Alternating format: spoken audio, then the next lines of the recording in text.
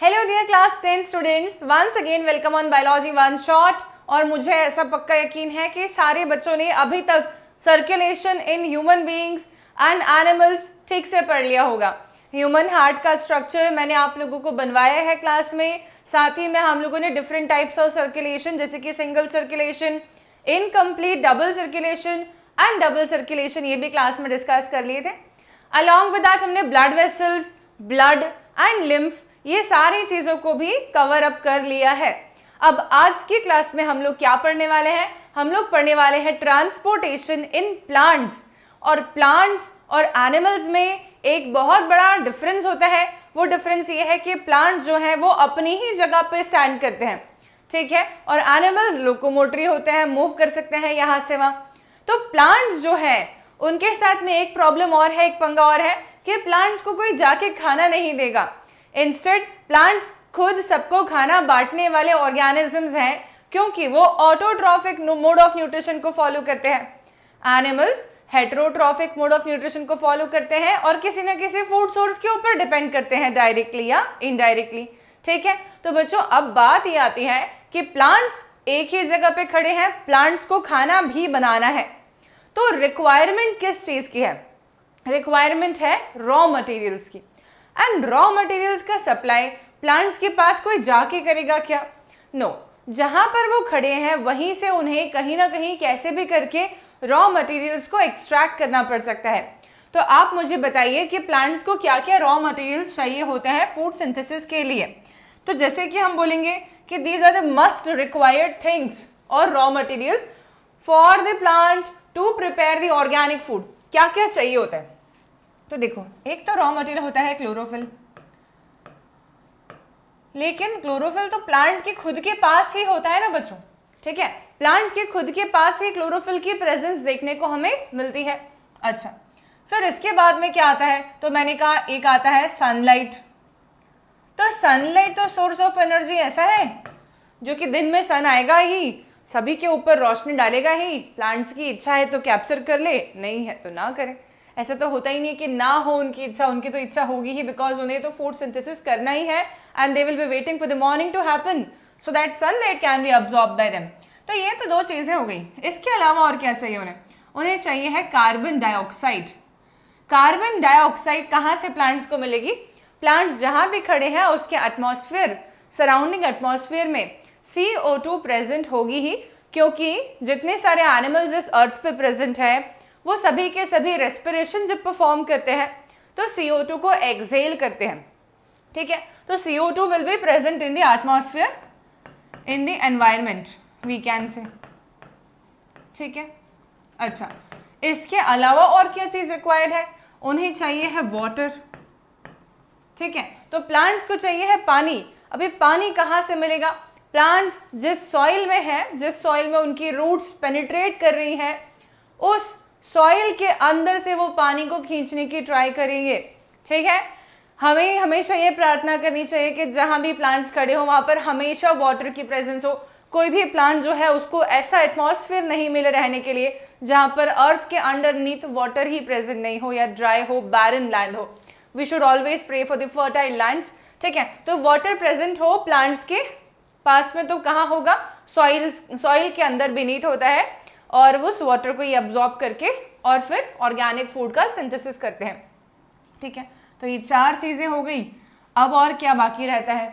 ये तो मेजर हुई, ठीक है। इसके अलावा कई सारे मिनरल्स या एलिमेंट्स भी रिक्वायर्ड होते हैं, ठीक है। जैसे क्या क्या?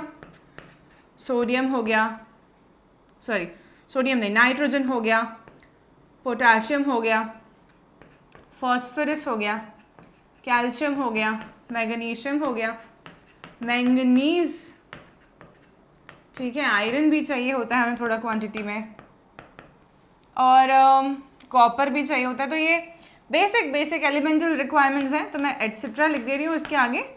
नाइट्रोजन, पोटाशियम, फॉस्फोरस ये मेनली रिक्वायर्ड है, ठीक है। तो ये सारे के सारे एलिमेंट्स जो हैं ये प्लांट्स को रिक्वायर्ड हैं। इनमें से प्लांट्स को क्या क्या एटमॉस्फेयर से चाहिए है? तो हम ये देख पा रहे हैं कि उन्हें एटमॉस्फेयर से चाहिए है CO2, उन्हें बीनीथ द सॉइल भी एटमॉस्फेयर एनवायरनमेंट ही हो गया, तो हम बोलेंगे कि वाटर भी चाहिए है और मिनरल एलिमेंट्स भी चाहिए, तो ये दो चीजें होनी चाहिए हैं फ्रॉम सॉइल, ठीक है, या फिर फर्टिलाइजर कोई स्प्रे कर दे, ठीक है, जो कि ह्यूमन मेड फर्टिलाइजर्स भी हैं कई सारे, जो कि नाइट्रोजन, पोटेशियम एंड फॉस्फोरस में रिच होते हैं, एंड जाके हम लोग उन्हें प्लांट्स के सॉइल के आसपास में स्प्रे कर देते हैं so that the growing plants will be able to absorb them very easily, ठीक है। So all of these things are required by the growing plants. Now if they are required they must be transported, ठीक है, somehow to the plant, okay. अब ये plant में transport of water और transport of food ये कैसे होता है, हमें मेजरली इस पे फोकस करना है। क्यों?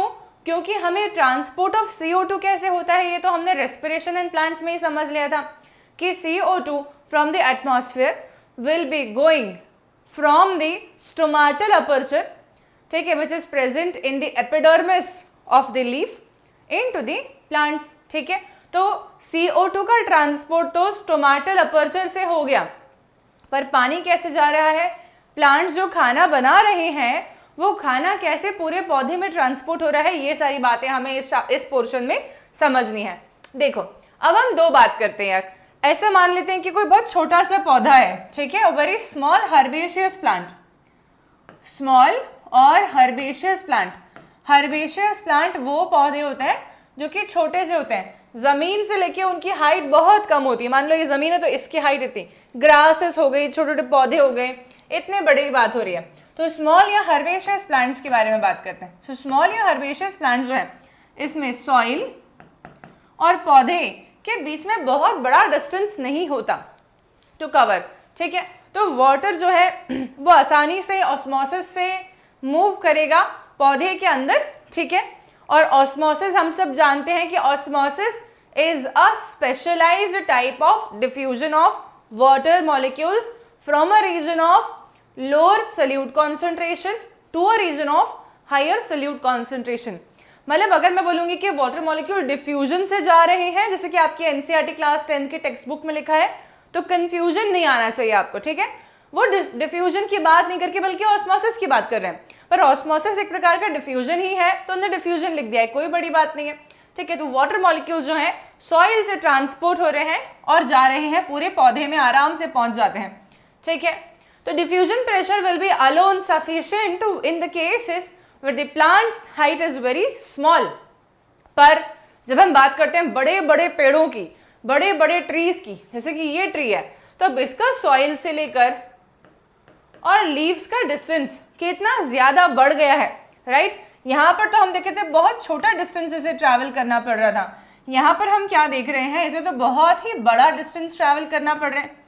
इतना सारा पानी सिर्फ डिफ्यूजन प्रेशर या ऑस्मोसिस अकेले से जाता बच्चों, तो ये यहाँ तक पहुंच जाता है, इसके आगे जाता कैसे, ठीक है, इसके आगे जाता कैसे, मतलब यहाँ पर कुछ स्पेशलाइज्ड अपैरेटस, स्पेशलाइज्ड सेल्स की रिक्वायरमेंट है, स्पेशलाइज्ड टिश्यू की रिक्वायरमेंट है इस सॉइल वाटर को ये हायर प्लांट्स के लीव्स तक पहुंचाने के लिए। कोई कंडक्शन सिस्टम होना चाहिए, जैसे कि हमारी बॉडी में ब्लड वेसल्स हैं, वैसे इनकी बॉडी में भी कोई वेसल लाइक स्ट्रक्चर्स होने चाहिए, सो दैट वाटर आसानी से ट्रैवल करके जितना भी हायर ट्री हो उतना हायर पहुंच सके।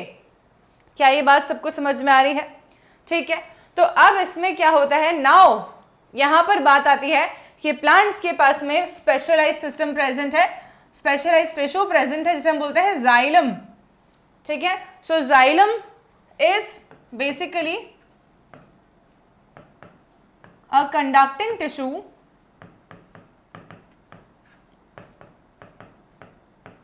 और अ वैस्कुलर टिश्यू। वैस्कुलर मतलब ब्लड वेसल जैसे हम बोलते हैं, वैसे इनकी ब्लड वेसल जाइलम है, ठीक है, vascular tissue. But it is responsible for what, responsible for transport of water and ions. Mainly किसका ट्रांसपोर्ट करवाता है ये, पानी का और सॉइल में घुले हुए आयंस का, क्योंकि हमने देखा था कि सॉइल में क्या क्या दो चीजें प्रेजेंट है, मिनरल एलिमेंट्स मतलब आयंस प्रेजेंट है और वाटर प्रेजेंट है, तो उसका ट्रांसपोर्टेशन ये करेगा, कौन करेगा, जाइलम करने वाला। ठीक है, अब हम बात करते हैं फूड ट्रांसपोर्टेशन के रिस्पेक्ट में। तो बच्चों मैंने यहाँ पर ये इमेज लिया है ताकि आपको थोड़ा सा विजुअलाइजेशन ईजी हो पाए। देखो छोटे छोटे पौधे कितने छोटे हैं, बहुत छोटे, ये हर्ब्स हैं, हर्बेशियस प्लांट्स हैं, श्रब्स हैं, ठीक है। जिस कोई बीज अपन ने उगाया, मान लो कि मैंगो का बीज उगाया, तो मैंगो का तो बड़ा पेड़ बनेगा यार, मतलब फाइनली तो बढ़ना ही है, लेकिन ऐसा भी तो स्टेज होगा ना कि मैंगो का पौधा निकला छोटा सा, फिर थोड़ा पौधा बड़ा हुआ, फिर और बड़ा हुआ, तो इस बीज की स्टेज में छोटा पौधा भी रहेगा कभी तो मैंगो का। हर ट्री का कभी ना कभी तो स्मॉलर सीडलिंग होगा, स्मॉलर प्लांट वर्जन होगा। तो ये छोटे छोटे पौधे दिख रहे हैं, ठीक है, लेकिन ये सब ग्रोन अप हो गए।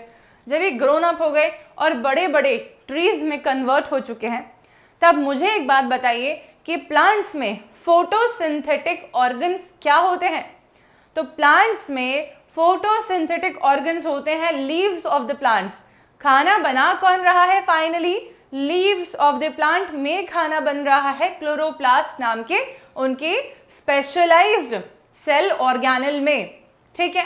तो अब मुझे एक बात बता दो यार कि खाना बन रहा है इतना ऊंचा, रूट्स को भी तो काम करना है, पानी कंटिन्यूसली लेना है, तो क्या रूट्स को एनर्जी सप्लाई की रिक्वायरमेंट नहीं होती, होती तो होगी, ठीक है। तो छोटे पौधों में लीव्स से पूरे प्लांट में डिस्ट्रीब्यूशन ऑफ फूड बहुत आसानी से हो जाता होगा, ठीक है, रूट्स तक भी खाना आसानी से पहुंच जाता होगा।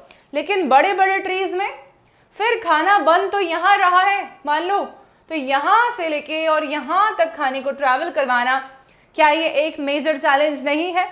डेफिनेटली है। और अगर ऐसा है तो हमें ये बात समझ आ गई है कि प्लांट्स के पास में फूड ट्रांसपोर्टेशन के लिए भी कोई स्पेशलाइज्ड स्ट्रक्चर्स की प्रेजेंस होनी चाहिए, ठीक है। तो फूड ट्रांसपोर्ट के लिए प्लांट्स के पास जो स्पेशलाइज्ड स्ट्रक्चर्स की प्रेजेंस होती है उसे हम लोग बोलते हैं फ्लोएम। फ्लोएम, ठीक है बच्चों, फ्लोएम बोलते हैं। अच्छा, फ्लोएम क्या चीज है? Phloem is nothing but a special tissue, a vascular tissue और a conduction tissue present inside the plants responsible for the transport of food. और फूड के ट्रांसपोर्ट के लिए प्लांट्स में टर्म इस्तेमाल की जाती है ट्रांसलोकेशन, ठीक है। ट्रांसलोकेट कर रहे हैं, यहां से प्रेजेंट है कोई चीज उसे यहां भेज रहे हैं, ट्रांसलोकेट कर रहे हैं, ठीक है। तो translocation of food, okay. So phloem it is a specialised conducting tissue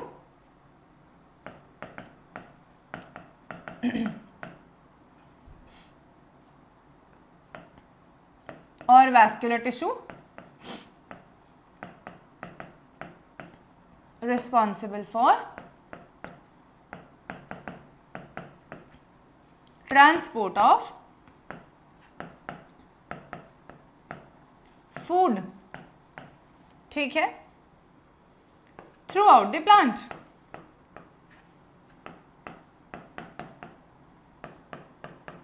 okay बच्चों, एंड ट्रांसपोर्ट ऑफ फूड, और फूड एक सल्यूट है और solute is called as translocation as per the NCERT class 10th। Class 10th की NCERT ऐसी बात बोल रही है जो मैंने अभी यहाँ पर लिखी, ठीक। तो ये डायग्राम भी समझ आ गया। चलो, तो क्योंकि हमें समझ में आ गया है कि जाइलम वाटर एंड आयंस को कंडक्ट करेगा, फ्लोएम फूड को कंडक्ट करेगा, हम फटाफट से transport of water with the help of xylem समझ लेते हैं। जाइलम समझने के लिए पहले आपको जाइलम के टिश्यू में क्या क्या सेल्स प्रेजेंट होते हैं इसके बारे में समझना चाहिए, ठीक है।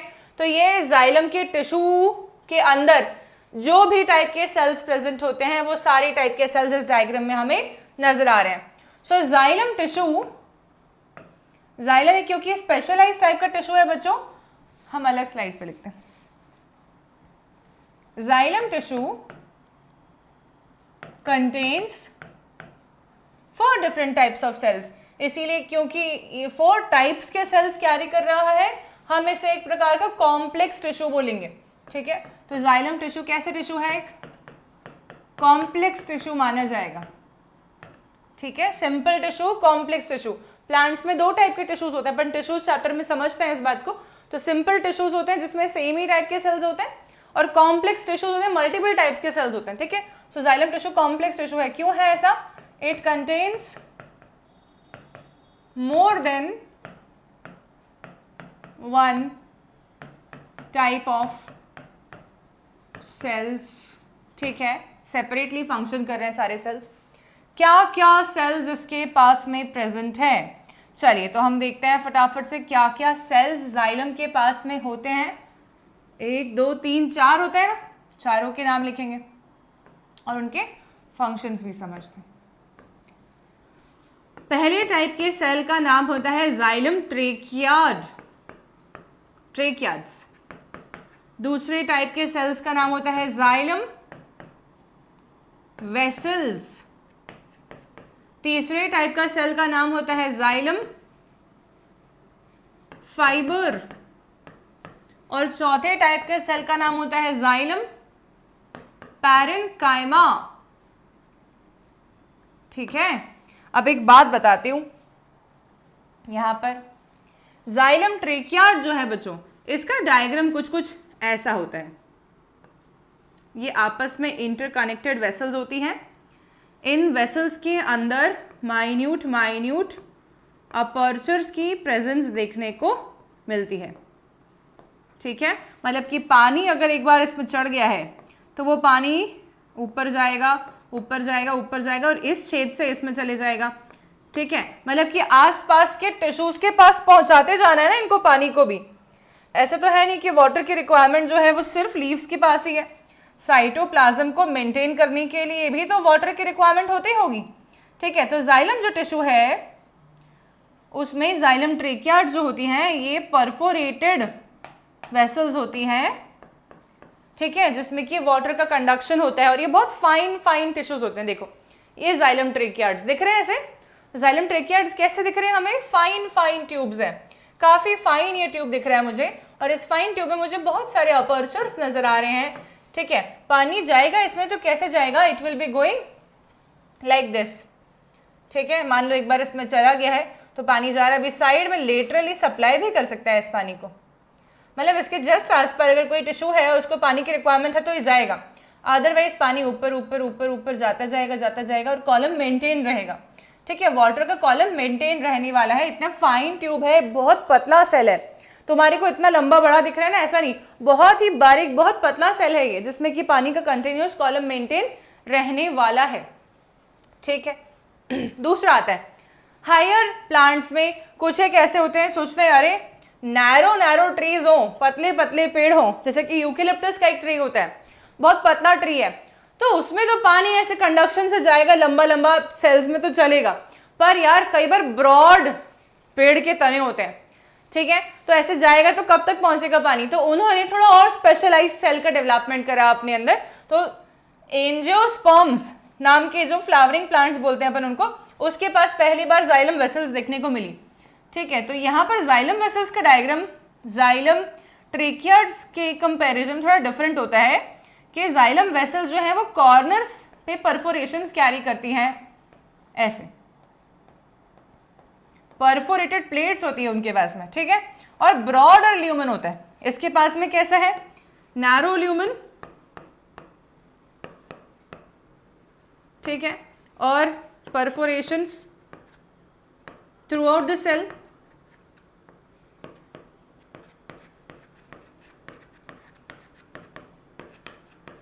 ठीक है, और इसके पास में कैसे दिख रहा है हमें? ब्रॉडर ल्यूमन और perforated plates are present in the corners. Perforated plates, इन्हें हम बोल रहे हैं वेसल। ठीक है, तो जाइलम ये दिखा हमें, इसके पास में अपर्चर्स थे लेकिन कॉर्नर पे कुछ नहीं था अलग से, समझ आया? इसके पास में क्या दिख रहा है? कॉर्नर पे बड़े अपर्चर्स, ताकि जल्दी पानी ट्रांसपोर्ट होके ऊपर जाता जाए, थोड़ा सा फास्टर। ठीक है, इसको ऐसे इमेजिन करो, कभी आप लोगों ने पानी का टैंकर मंगवा के घर में पानी भरवाया है? कई जगहों पे ऐसा होता है जहाँ पे बोरिंग सूख जाए समटाइम्स, तो हमें पानी का टैंकर मंगवाना पड़ता है, राइट? तो टैंकर वाला अगर पतला पाइप ले आएगा पानी भरने के लिए आपके घर में, तो कब तक खड़ा रहेगा घर के बाहर, बहुत टाइम लगा देगा। टैंकर वाले का पानी का पाइप जो होता है वो इतना मोटा होता है और ज़र्र पूरा प्रेशर से आता है पानी। अगर कोई इंसान खड़ा हो गया उसके सामने तो उसके परखच्चे उड़ सकते हैं, राइट। इतना फ्लो से वो पानी गिरता है हमारे पानी की टंकियों में। So like that. तो इतना मोटा क्यों करा उसने ल्यूमिनस का ब्रॉड? क्योंकि वो चाहता है कि ज़्यादा फास्ट काम हो जाए, राइट। वैसे वेसल्स के केस में भी यही बात है कि ज़्यादा फास्ट रेट पर ट्रांसपोर्टेशन ऑफ वाटर अचीव हो सके। बड़ा प्लांट है, जल्दी जल्दी करेंगे तभी जाके पूरे प्लांट को सेटिस्फाई कर पाएंगे, पानी पूरे प्लांट को मिल सकता है, ठीक है। तो वेसल्स इसलिए आए। इसका ये मतलब नहीं है कि इनके पास में परफोरेटेड साइड अपर्चर्स नहीं प्रेजेंट है। पूरे सेल में माइन्यूट परफोरेशंस तो इनके पास में भी प्रेजेंट है, लेकिन कॉर्नर्स भी इनके परफोरेटेड होते हैं, ठीक है। तो परफोरेटेड प्लेट्स हैं, यहाँ पर हम देखा perforations throughout the cell है, नो कॉर्नर्स परफोरेटेड। यहाँ पर हम देखेंगे कि perforations are present in the cell also. Perforations और स्लिट भी बोलते हैं बच्चों परफोरेशन को, प्रेजेंट थ्रू आउट, ठीक है। ये फास्टर कंडक्शन ऑफ वाटर के लिए रिस्पॉन्सिबल होते हैं वेसल्स, ओके। चलो अब आते हैं अपन जाइलम फाइबर पे। अभी ये पानी कंडक्ट कर रहे हैं, तो दो चीजें हमने देखी, पानी कंडक्ट कर रही है तो उनको साइड में सपोर्ट नहीं चाहिए होगा ताकि ये टूट नहीं जाए, ठीक है।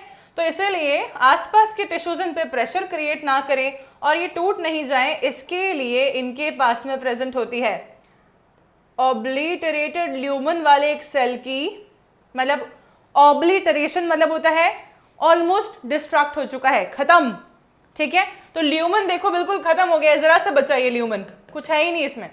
तो ऑब्लिटरेटेड ल्यूमन प्रेजेंट है इसके पास में और बहुत मोटी वॉल है, थिक वॉल्ड फाइबर्स प्रेजेंट है। ये फाइब्रस टिश्यूज हैं। फाइब्रस टिश्यूज में ज्यादातर स्क्लेरेनकाइमा नाम का टिश्यू प्रेजेंट होता है, ठीक है। तो ये फाइब्रस टिश्यूज हैं, जाइलम फाइबर्स, इनका मेन फंक्शन है प्रोटेक्शन का। फिर आता है जाइलम का पैरेन्काइमा सेल। देखो बच्चों, अब मैं जो बनाने जा रही हूँ ना वो तुमको थोड़ा सा अमेज करेगा। तुम लोग अगर फर्स्ट टाइम 10th क्लास में ये टॉपिक पढ़ रहे हो तो it will be very fascinating, very amazing. Look at this, can you all see this? ये देखो यहाँ पर हमारे पास में क्या दिख रहा है, एक मात्र ऐसे सेल मैंने बनाया जिसके पास मैंने न्यूक्लियस बनाया और ये सेल के जैसे लग रहा है। अभी तक तो हमने जो भी बनाया था वो सेल के जैसे लग ही नहीं रहा था आप लोगों को, राइट, क्योंकि हमने ना तो न्यूक्लियस बनाया, ना साइटोप्लाज्म बनाया, ना कुछ। यहाँ पर हम देख पा रहे हैं कि इसके पास में साइटोप्लाज्म भी प्रेजेंट है। अच्छा, इसके पास में बड़ा सा वैक्यूल भी है, न्यूक्लियस भी है, ओके।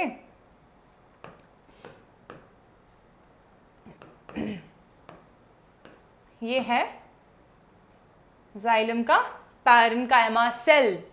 तो 4 टाइप के सेल्स देखे। अब मैं बताऊं एक अच्छी सी बात आप सभी लोगों को कि ये जाइलम ट्रेकियाज, जाइलम वेसल और जाइलम फाइबर्स, ये तीनों के तीनों डेड सेल है और जाइलम पैरेन्काइमा अकेला लिविंग सेल है जाइलम टिश्यू में। मतलब कि जाइलम टिश्यू का 19% पार्ट डेड है और अपन मानेंगे कि 90% पार्ट डेड है क्योंकि जाइलम ट्रेकियार्ड्स में भी साइटोप्लाज्म और न्यूक्लियस नहीं है, पानी को ट्रैवल करवा रहा है। जाइलम वेसल में भी हम बोलेंगे कि न्यूक्लियस नहीं है, साइटोप्लाज्म नहीं, बल्कि पानी को ट्रैवल करवा रहा है। जाइलम फाइबर के पास में न्यूक्लियस साइटोप्लाज्म है ही नहीं, सूख गया है क्योंकि उसकी वॉल इतनी थिक है कि वो सिर्फ सपोर्ट के लिए फंक्शन करना चाह रहा है, उसको और कोई फंक्शन नहीं है। सिर्फ और सिर्फ जाइलम पैरेन्काइमा ही इन सभी को न्यूट्रिशन दे सकता है, ठीक है। So xylem parenchyma is responsible for providing nutrition to the xylem tracheids, xylem vessels and xylem fibers, okay. This is the only living cell we can say. So this is a dead cell, this is a dead cell, and this one is also a dead cell, and that is the only living cell in the xylem tissue. ठीक, क्या इतनी बात समझ में आए सबको? चलिए, तो अगर आपको ये सब समझ में आ गया है तो अब हमें जाइलम पढ़ने में कोई डिफिकल्टी नहीं आएगी, ओके। तो ये हमने ये वाला डायग्राम भी देख लिया। देखो आपको यहाँ पे मालूम पड़ेगा सिर्फ इसी के पास न्यूक्लियस प्रेजेंट है, बाकी किसी के पास न्यूक्लियस नहीं है, ओके। तो this is the xylem tissue. अब एक बात और बताती हूँ, प्लांट के अंदर मैक्सिमम टिश्यूज डेड ही होते हैं, बहुत ही कम लाइव पोर्शन प्लांट्स में देखा जाता है comparatively to human being. Human में इतने डेड पोर्शंस नहीं होते हैं, बल्कि हम देखें तो मेजॉरिटी लिविंग पोर्शंस होते हैं। कुछ ही डेड सेल्स हमारे पास हो सकते हैं, जैसे एपिडर्मिस ऑफ स्किन डेड है, ठीक है, बाकी तो मेजॉरिटी सेल्स हमारी बॉडी के लिविंग होते हैं। प्लांट्स में ऐसा नहीं है, प्लांट्स में मेजॉरिटी सेल्स डेड है और कुछ लिविंग पोर्शन है, ठीक है। तो इसलिए प्लांट्स की न्यूट्रिशनल रिक्वायरमेंट हमारे जैसी नहीं है। हमें तो दिन भर खाना चाहिए, सुबह ब्रेकफास्ट करेंगे, दिन में लंच करेंगे, शाम में डिनर कर मतलब शाम में चाय ले लेंगे, रात में डिनर कर लेंगे, अपन दिन भर खाने वाले, क्योंकि हमें एनर्जी चाहिए, बार बार काम नहीं बनता अदरवाइज। लेकिन प्लांट्स के साथ ऐसा नहीं है, प्लांट्स के सेल्स की इतनी एनर्जी रिक्वायरमेंट्स नहीं है, इसीलिए प्लांट्स स्टोर्ड मटेरियल के ऊपर भी कई कई दिन निकाल लेते हैं। ओके, समझ आया इतना? चलिए तो अब आगे बढ़ते हैं। अब यहाँ पर इस डायग्राम से समझते हैं। तो अब क्या हो रहा है कि प्लांट्स में, मैं आपको थोड़ा थोड़ा जूम करके दिखाऊंगी इस पोर्शन को। देखिए, रूट के अंदर से समझ रहे हैं हम सबसे पहले, ठीक है। तो यहाँ पर देखिए, क्या आपको ये दिख रहा है कि जो ये रूट्स प्रेजेंट है, ये जो ये रूट्स प्रेजेंट है, ठीक है, ये रूट्स को हम जब जूम्ड आउट वर्जन देख रहे हैं तो हमें मालूम पड़ रहा है कि रूट्स जो है यहाँ पर, इन रूट्स के सेल्स से ऐसे हेयर लाइक स्ट्रक्चर्स निकल रहे हैं, ठीक है। इन हेयर लाइक स्ट्रक्चर्स को हम लोग बोलते हैं root hair. Root hair soil particles के कांटेक्ट में है, राइट। एंड सॉइल में अगर पानी होगा तो ऑब्वियसली यहां पर वाटर भी कांटेक्ट में आ रहा है रूट हेयर्स के, ठीक है बच्चों। अब क्या होता है कि रूट हेयर्स जो हैं वो बहुत स्मार्ट तरीके से काम करते हैं। कैसे? रूट हेयर एनर्जी लगा के एक्टिवली पहले तो पंप इन करते हैं सल्यूट को और मिनरल्स को। मतलब रूट हेयर जो है वो एक्टिवली मतलब समझ रहे हो, एनर्जी लगा के पंप कर रहे हैं, कोई चीज को फोर्सिबली ले रहे हैं वो अंदर, ठीक है। तो एक्टिवली पंप इन करते हैं मिनरल्स और एलिमेंट्स को, जैसे कि नाइट्रोजन हो गया, फॉस्फोरस हो गया, पोटेशियम हो गया, कैल्शियम हो गया, मैंगनीज हो गया, मैग्नीशियम हो गया, ये सब चीज़ों को वो एक्टिवली पंप इन कर लेते हैं। तो हम सब जानते हैं कि ऑस्मोसिस में जहाँ पर ज़्यादा सल्यूट कॉन्सेंट्रेशन होता है वहाँ पर पानी अपने आप जाता है। तो क्योंकि एक्टिवली ये सब के सब इलेक्ट्रोलाइटिक चीज़ों को अंदर ले रहे हैं अपने, मतलब कि सॉल्ट को अंदर ले रहे हैं, आयंस को अंदर ले रहे हैं, तो सल्यूट को अंदर ले रहे हैं एक तरीके से। तो जब ये ऐसा कर रहे होते हैं तब पानी ऑटोमेटिकली इनके अंदर जाएगा ही, ठीक है। तो water will be flowing osmotically inside them. Water जो है वो ऑस्मोटिकली इनके अंदर जाएगा, रूट हेयर्स के अंदर, ठीक है। क्या ये बात सबको समझ में आई है? तो root hairs are in contact with the soil and water and they will be actively taking in the salt, ठीक है, elements, minerals, so that water will be passively following that salt solute via osmosis and it will be entering inside the root hair, ठीक है। तो actively salt ले लो, passively पानी खुद ब खुद आ जाएगा, ऐसे जानते ही है। तो इन्होंने क्या करा, ऐसे करके पानी ले लिया। अब ये वाटर इनके अंदर आ गया, तो वाटर इनके अंदर सेल्स टिश्यूज से होते होते होते होते पहुंचेगा जाइलम के पास में। तो ये देखो, ये जाइलम है। तो जाइलम में तो हम जानते हैं कि जाइलम की वेसल्स, एक वेसल, दूसरी वेसल, तीसरी वेसल, ऐसे एक के ऊपर एक प्लेस्ड है। और परफोरेशन से तो पानी ऊपर चढ़ा तो चढ़ते जाएगा चढ़ते जाएगा चढ़ते जाएगा, क्योंकि उस पर जो अपर्चर्स हैं, कनेक्टेड ट्यूब्स हैं। अब पानी इसके अंदर इस तरीके से जा रहा है, ठीक है। तो क्या ये बात सबको समझ में आई है? चलो, मुझे इस पर लिखा हुआ इरेज करना पड़ेगा। इसका रीज़न ये है कि मैंने आप लोगों को लिखने के लिए इजी कंटेंट की एक स्लाइड दे रखी है, तो टेंशन नहीं है। देखो, सिर्फ समझ लो इस पूरे पोर्शन को, तो तुम खुद ही अपने आप लिख लोगे। अब क्या है, अब पानी जाते हुए हमें नजर आ रहा है, कहाँ पर? हमें दिख रहा है इन एरियाज में, ठीक है। तो अब क्या हुआ, वाटर जो है ये इंटरकनेक्टेड जाइलम वेसल्स है, जाइलम ट्रेकियार्ड्स के पास पहुंचा। देखो, ये जाइलम वेसल है, ये परफोरेटेड है, ठीक है। यहाँ से पानी इधर चढ़ा, फिर और चढ़ी जाएगा ऊपर, इस साइड वाले अपर्चर से इधर आ गया, ठीक है, ऐसे करके ऊपर जा रहा है। तो पानी चढ़ते जा रहा है, ऑस्मोटिकली पानी अंदर आया था, लेकिन अब पानी जो है इनके अपर्चर्स के थ्रू ऊपर ऊपर ऊपर ऊपर ट्रैवल करते जा रहे हैं जाइलम में, ठीक है। पानी का अब प्रेशर क्या है या फ्लो क्या है, तो देखो मैं बताती हूँ।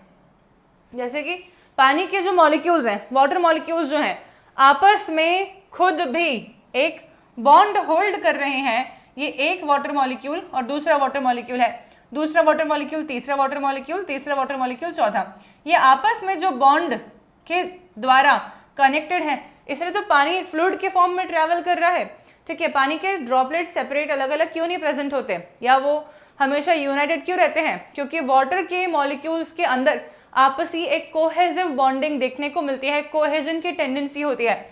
Water molecules will always be having a cohesion bond between them, ठीक है, that is hydrogen bond between them. So water molecule are always connected via hydrogen bonding, ठीक है, and that is a cohesive force we can से।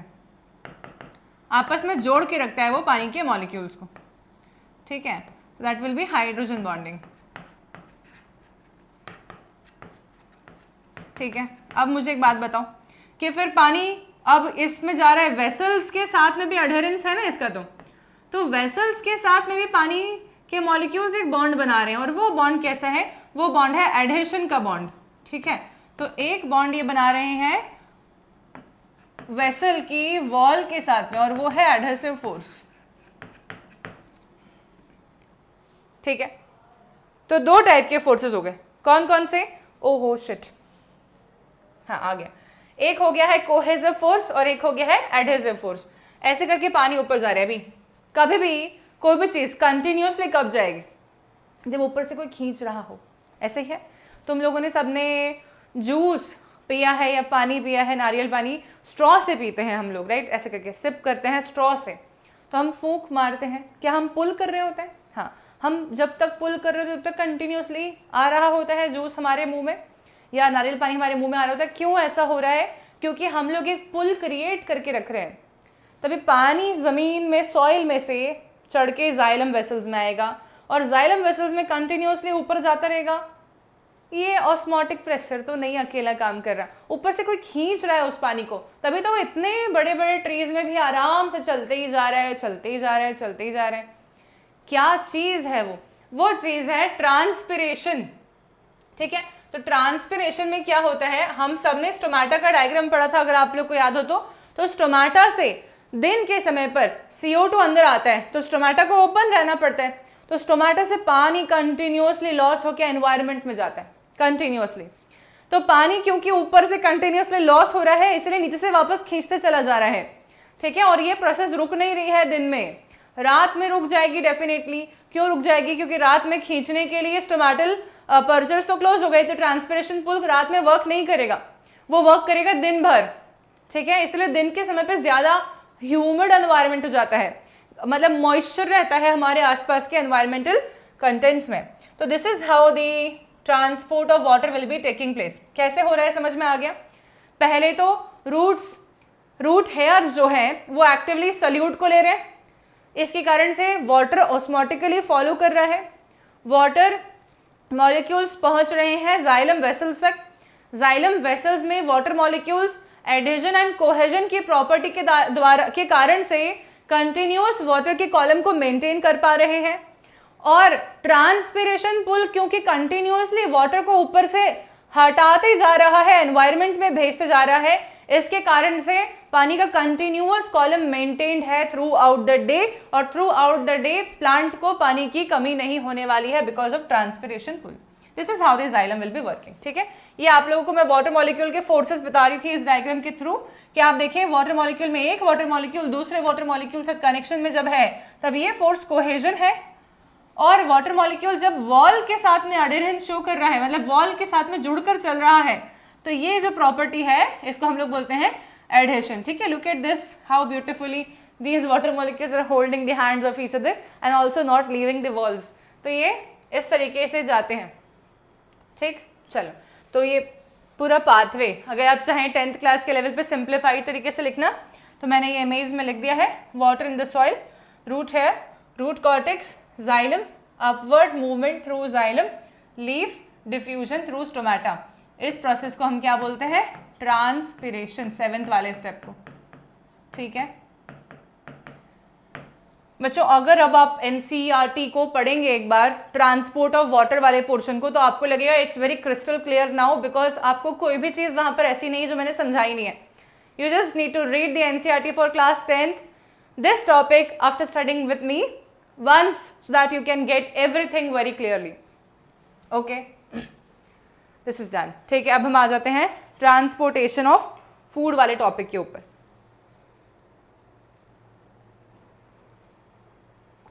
Just a second.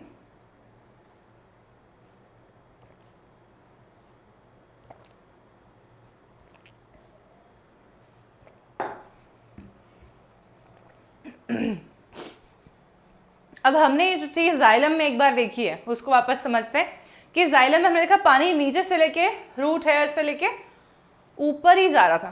कभी भी ऐसा नहीं हुआ ना कि एनवायरनमेंट का वाटर आ जाए स्टोमेटल अपर्चर्स के थ्रू, पानी अंदर आ जाए प्लांट के और नीचे जाए, नहीं, रिवर्स फ्लो नहीं है, हमेशा unidirectional flow from the roots to the top of the plant देखने को मिलता है जाइलम में। पर फूड की बात ऐसी नहीं हो सकती, क्योंकि फूड बना रही है पत्तियां, लीफ बना रही है, तो हो सकता है लीफ जो बना रही है उसके ऊपर भी कोई पौधे का पोर्शन ऐसा हो जहां पर खाना पहुंचाना है, और नीचे तो पहुंचाना ही रूट तक, तो इधर भी जाएगा खाना और नीचे भी जाएगा, तो बाई डायरेक्शनल फ्लो देखने को मिलता है अपने को। कहाँ पर? फ्लोएम में। लेकिन जाइलम में यूनिडायरेक्शनल फ्लो देखने को मिलता है पानी का, ठीक है। अब फ्लोएम का भी डायग्राम, सेल्यूलर स्ट्रक्चर अपन समझते हैं। तो ये फ्लोएम के सेल्स हैं, ठीक है, इसको भी समझ लेते हैं हम लोग एक बार। I am thinking of drawing this so that it will be helping you out more, that will be best. कैसे हमने जाइलम का लिखा था एग्जैक्टली वैसे हम फ्लोएम का भी एक चार्ट बनाते हैं। देखो, तो जो फ्लोएम टिश्यू होता है ये भी एक प्रकार का वैस्कुलर टिश्यू ही है, ठीक है। And phloem tissue is responsible for conduction of food, ठीक है, बाई डायरेक्शन में, इन टू डायरेक्शंस, यूनिडायरेक्शनल नहीं है, बाई डायरेक्शनल है। तो इसके पास में जो सेल्स होते हैं उसके नाम समझते हैं, 1 2 3 और 4 सेल्स इसके पास में भी हैं, 4 टाइप के सेल्स, ठीक है। तो ये भी एक प्रकार का कंपाउंड टिश्यू हो गया, क्योंकि इसमें मोर देन 1 टाइप के सेल्स प्रेजेंट है। So it is again a compound tissue since more than 1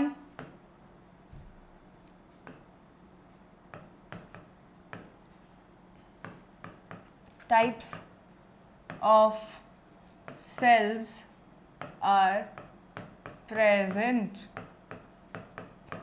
ठीक है।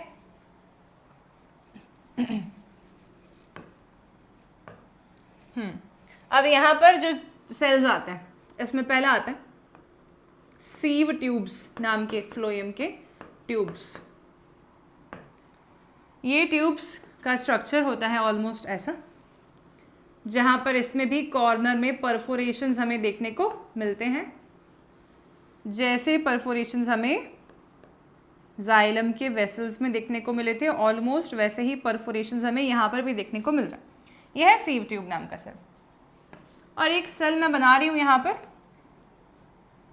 ये सेल के पास में न्यूक्लियस प्रेजेंट है, वैक्यूल भी प्रेजेंट है,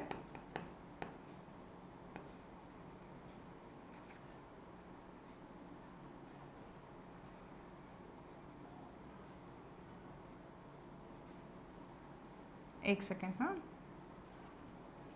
तो ये है हमारा कंपेनियन सेल नाम का सेल, कंपेनियन सेल। तीसरा टाइप का जो आता है that will B phloem parenchyma, और चौथे टाइप का आता है फ्लोएम फाइबर, ठीक है। तो सीव ट्यूब हो गया, कंपेनियन सेल हो गया। अब मैं एक बात बताऊं, सीव ट्यूब है ना हमेशा कंपेनियन सेल के साथ में जुड़ के रहता है, ऐसे समझ आई बात। मतलब कि सीव ट्यूब जो है ऑटोनॉमसली फंक्शन नहीं करता, कंपेनियन सेल इसका कंपेनियन है, कंपेनियन यानी कि दोस्त, तो companion cell will be companion to the sieve tube, it will always be in association, they are working together, ठीक है, इसलिए मैंने इनको साथ साथ में बनाया बच्चों। तो आपको यहाँ पे से मैं इरेज कर दे रही हूँ क्योंकि कंफ्यूजन क्रिएट नहीं हो, सीव ट्यूब इतना ही, कंपेनियन सेल इतना ही है, लेकिन they always will be working in collaboration with each other, okay. Next is phloem parenchyma, जिसका सेल जो है वो भी लिविंग टाइप का ही है, जैसे कि जाइलम का पैरेन्काइमा सेल था, ऑलमोस्ट वैसा। तो ये हो गया हमारा फ्लोएम का पैरेन्काइमा, ये भी एक लिविंग सेल है, ठीक है। और लास्ट में आता है फ्लोएम का फाइबर, जो कि जाइलम की फाइबर की तरह ही ऑब्लिटरेटेड ल्यूमन वाला होगा, और न्यूक्लियस नहीं, डेड है। यहाँ पर आपको क्या दिख रहा है कि 2 सेल्स के पास न्यूक्लियस है मैम, एक के पास में नहीं है, यही दिख रहा है। तो क्या मैं ऐसा बोलूं कि ये सेल जो है ये लिविंग है, ये सेल भी लिविंग है, और ये सेल को मैं डेड मान लेती हूँ। क्यों डेड मान लेती हूँ?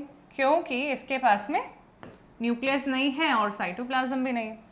ये सीव ट्यूब को हम क्या माने? अब सीव ट्यूब्स को बच्चों हम लोग मानते हैं हमेशा ही एक लिविंग टिश्यू, एक लिविंग सेल, क्योंकि कंपेनियन सेल के गाइडेंस में ये फंक्शन कर रहे हैं। कंपेनियन सेल इससे काम करवा रहा है और कंपेनियन सेल इसकी सब एक्टिविटीज को कंट्रोल कर रहा है। तो ये सेल क्योंकि किसी के कंट्रोल में काम कर रहा है, ये एक डेड सेल नहीं है। ये सेल सीव ट्यूब जो है ये कंपेनियन सेल के न्यूक्लियस के गाइडेंस में काम करता है, ठीक है। इसीलिए sieve tube is not a dead cell, it is a living cell, and this is living because it is depending upon or working in collaboration with the companion cell always, ठीक है। सो sieve tube के बारे में अपन यहाँ पर एक point लिख लेते हैं ब्रैकेट बना के, that sieve tubes are controlled by nucleus of companion cells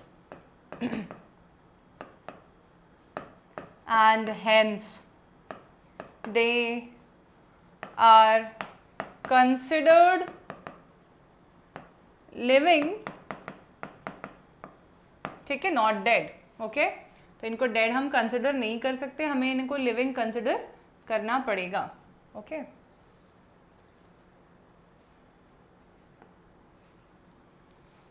companion cells, ठीक है, चलिए हो गया, ये भी समझ में आ गया।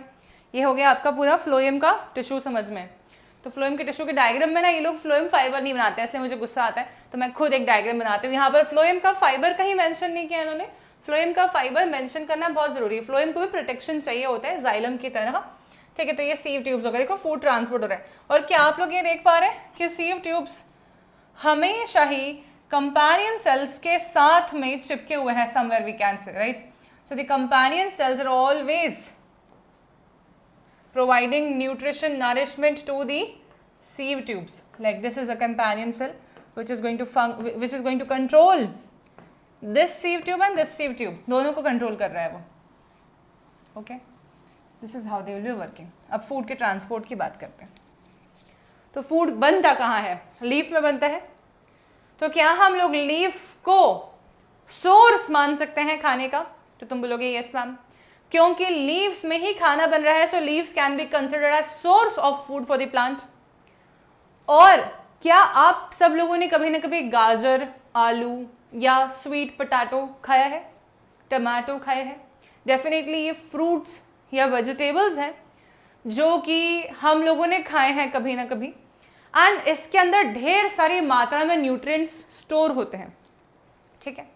तो प्लांट्स के लीव्स जब फूड बनाते हैं, सिंथेसाइज करते हैं, तो they will be sharing it to the different parts of the plants, पर फिर भी बच गया बहुत सारा, they will be storing it now into the store house, ठीक है।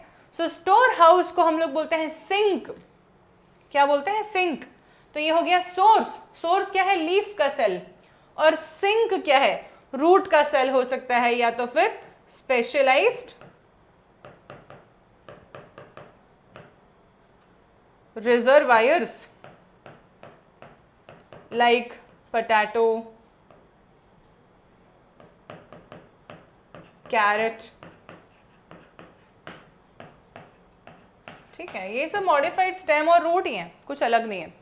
देखिए अब सोर्स मतलब कि लीफ ने खाना बना दिया, ठीक है। अब खाना बनाया किस फॉर्म में था, तो हम सब जानते हैं कि हमने देखा था CO2 and H2O combines to form C6H12O6 in the presence of sunlight and chlorophyll। ये रिएक्शन तो हम लोग बचपन से ही जानते हैं और हमने 10th क्लास के न्यूट्रिशन में और बेहतर जान ली थी, याद है।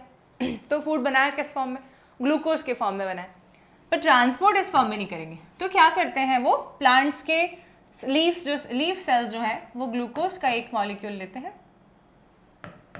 एक मॉलिक्यूल लेते हैं सुक्रोज का, और सॉरी ग्लूकोज का एक मॉलिक्यूल लेते हैं, एक मॉलिक्यूल लेते हैं फ्रक्टोज का, और इन दोनों को कंबाइन कर देते हैं और बनाते हैं एक मॉलिक्यूल सुक्रोज का। ठीक है, क्या बात होती है इसमें, सुक्रोज को क्यों ट्रांसपोर्ट करना है, sucrose is the transport form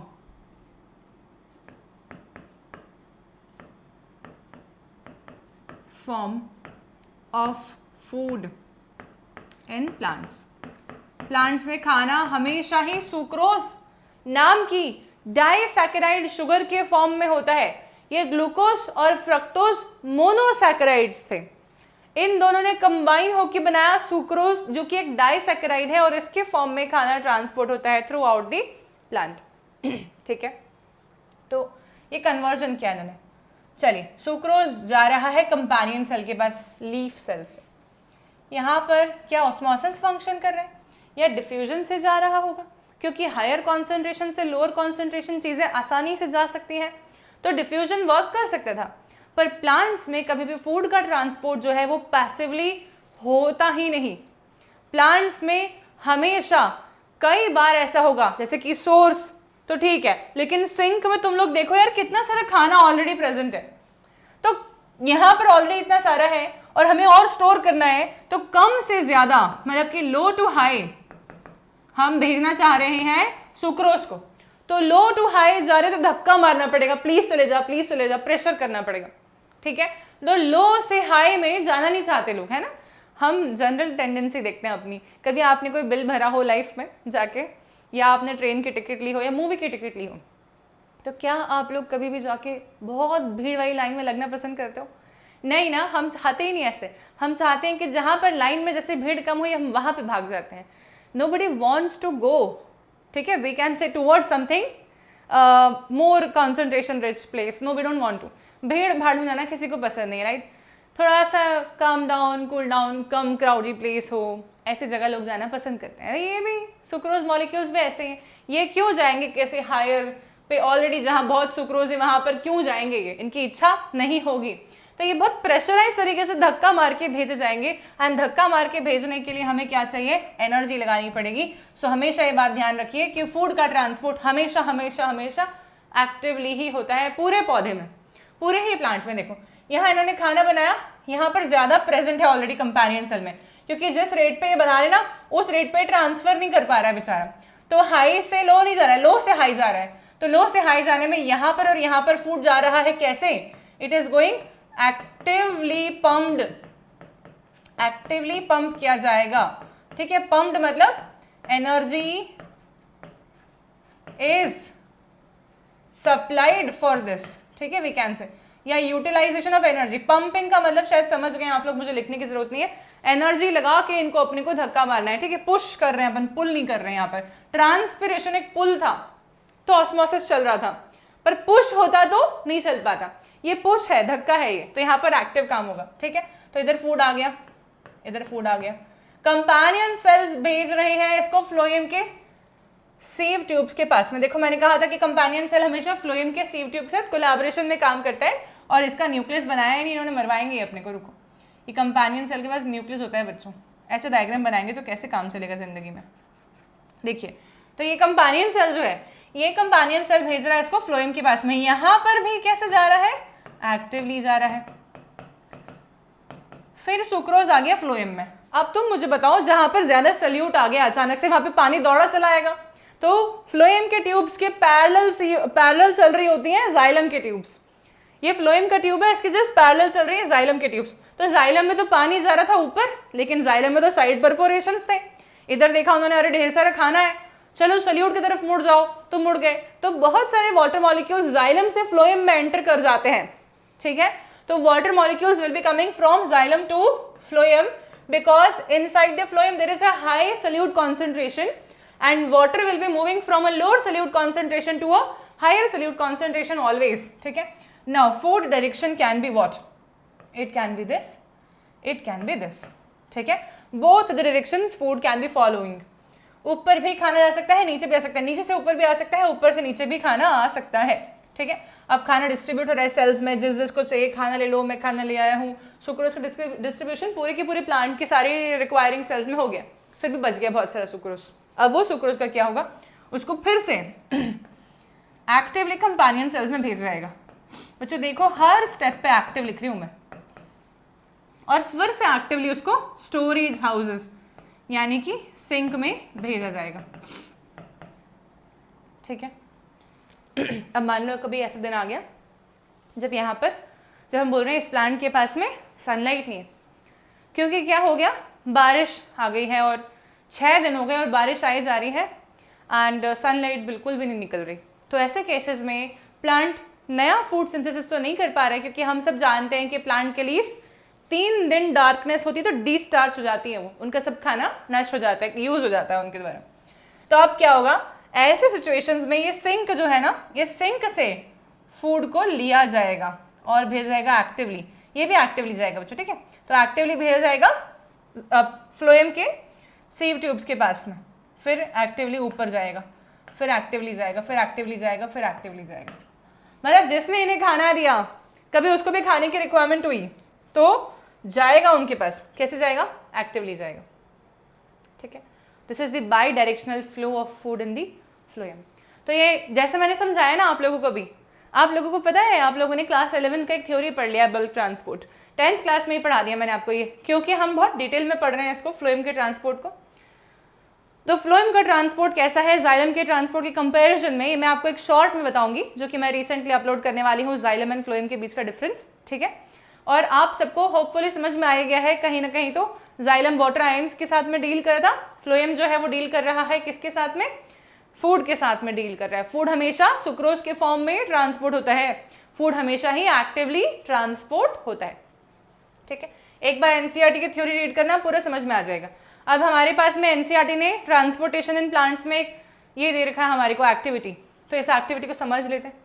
तो देखो क्या एक्टिविटी है, मैं इसको रीड नहीं करना चाहती बिकॉज मुझे मालूम है कि क्या एक्टिविटी है, आपको डायग्रामेटिकली समझाऊंगी, फिर रीड करते हैं, ठीक है। देखो तो फॉर एग्जांपल हमारे पास में एक पॉट है, ठीक है, ओके, एक पॉट है जिसमें कि बहुत सारी सॉइल है और मैंने इसमें एक प्लांट लगा दिया। प्लांट इसमें ऑलरेडी है, मतलब मैंने लगाया नहीं है अभी हाल, पहले से ही प्रेजेंट है इसमें प्लांट। ये लीव्स हैं, ये भी लीफ है और ये भी लीफ है, ठीक है। और ये हो गया इसका रूट्स, ओके। इस पॉट में हमने पानी भी दे रखा है ना, ऐसा नहीं कि बिल्कुल सूखा नहीं है ये पौधा, पानी भी है इसकी मिट्टी में। ये एक पॉटेड प्लांट हुआ। एग्जैक्टली ऐसा एक पॉटेड प्लांट मैं और बना रही हूँ, एग्जैक्टली ऐसा मैं पॉट और बना रही हूँ, उसमें प्लांट नहीं लगाऊंगी, हम एक वुडन रॉड या ऐसे कुछ लगा देंगे, simple rod, plastic rod, whatever. ये भी पानी लगाया मैंने इसमें, गमला है लेकिन यहाँ मिट्टी है, इसमें पानी है, और हमने क्या कर दिया, इसमें एक रॉड लगा दी कोई सी भी, जैसे मानो मैंने एक रॉड लगा दिया इसमें, ठीक है, प्लास्टिक, ठीक है बच्चों। अब 2 हो गए। अब हम क्या करेंगे, कोई सी भी रॉड लगा सकते हो आप। अब हम क्या करेंगे कि हम इन दोनों पॉट्स को प्लास्टिक से कवर करेंगे। ये प्लास्टिक से कवर कर दिया और इसको मैं प्लास्टिक से कवर करूंगी, और मैं रख दूंगी फिर इसको कहाँ पर, सनलाइट में, ठीक है। मैं रख दूंगी इसको कहाँ पर, फिर से I will be keeping it in this sunlight. So ये सनलाइट में रख दिया, ये सनलाइट आ रही है. ठीक है, तो सनलाइट इससे पड़ रही है, इससे भी पड़ रही है. अब इन दोनों में क्या डिफरेंस देखने को मिलेगा, ऐसा पूछते हैं हमसे. तो थोड़ी देर बाद जब मैं इस वाले को देखूंगी जिसको मैं असेंबली ए मान रही हूँ और इसको मैं बोलूंगी असेंबली बी, तो असेंबली ए के अंदर मेरे को जो डिफरेंस देखने को मिलेगा ना वो ये है कि इस असेंबली ए के प्लास्टिक के अंदर की तरफ पानी के ड्रॉपलेट्स जमा हो जाएंगे. क्यों बच्चों? क्योंकि ट्रांसपिरेशन की प्रोसेस होगी ना. सनलाइट की प्रेजेंस में खाना जब बनाता है तब CO2 का इस्तेमाल करता है, वाटर का इस्तेमाल करता है, और वाटर ट्रांसपिरेशन होता है, और ट्रांसपिरेशन होकर वाटर का लीफ से लॉस होता है, वाटर लॉस्ट. ठीक है, फ्रॉम लीफ. और इस प्रोसेस को हम क्या बोलते हैं? ट्रांसपिरेशन बोलते हैं. सो ये ट्रांसपिरेशन से वाटर का लॉस हो रहा है लीफ में से. यहाँ पर रॉड वाले केस में there will be no such water observed, no such water droplets observed, क्योंकि मिट्टी उसको बाइंड करके रखेगी पानी को, और पानी का इवापोरेशन होने का कोई रीजन ही नहीं है इधर. ठीक है, सो ऐसा केस हमें देखने को मिल रहा है. ए वाले केस में हम क्या बोलेंगे? सिंस प्लांट्स परफॉर्म फोटोसिंथेसिस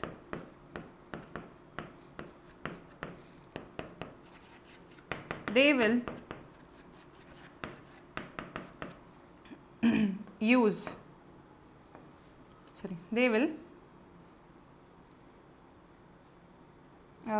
इतना लिखने की ज़रूरत नहीं है इसमें, हम इसको बेहतर लिखते हैं. सिंस प्लांट्स परफॉर्म्स या लूजेस